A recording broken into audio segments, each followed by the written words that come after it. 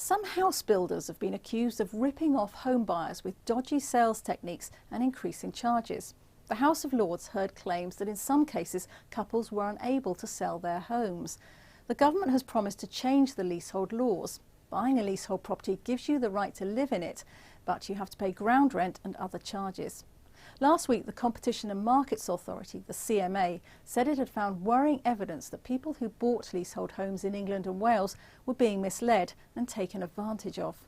Does the noble lady agree with me that the action of some freeholders, property developers and service companies is scandalous?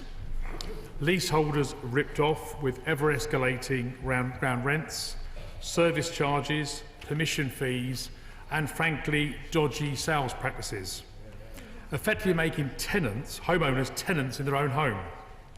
So will the noble lady go further and commit the government to take firm action on all these practices and stand up for leaseholders immediately? Urgent action needed now.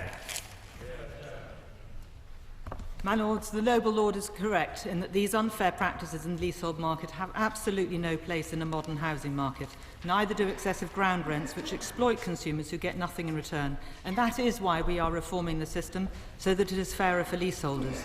In December 2019, we announced we would move forward with legislation on leasehold reform, reaffirming our commitment to making the system fairer for leaseholders. And this will include measures to ban the sale of new leasehold houses, restrict ground rents to peppercorn for future leases, give freehold homeowners equivalent rights to challenge unfair charges, and close loopholes to prevent unfair evictions. But opposition peers said ministers had ignored past warnings and victims couldn't wait any longer for change.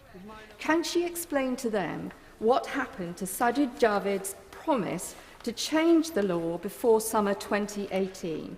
Does she accept that currently leaseholders' rights continue to be sold to speculators with little government protection, from doubling of ground rents to extortionate fees to correct issues such as dangerous cladding?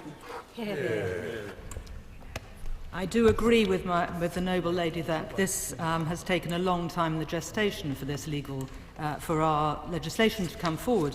But we have done a number of things in the interim since Javid's report in the other place. I wonder if you would care to comment about Persimmon Homes.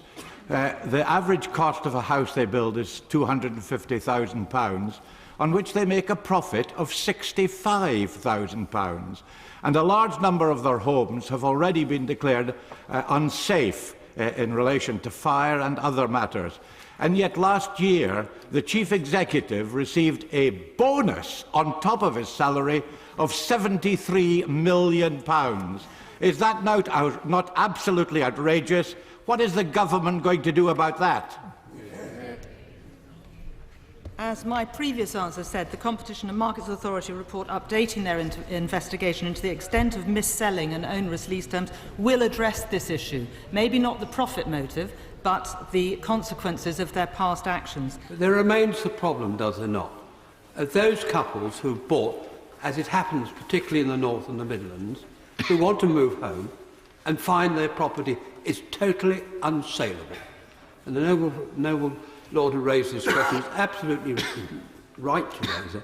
And will my noble friend have a closer look at that situation? Because we really cannot, can we, have a situation where young couples buy what they think is a home and they're stuck there and unable to move. I agree with my noble friend, and that's why we're working closely with the Law Commission, with the CMA, to inform future legislation, because this really has become a particular problem to the north of England. Lady Bloomfield.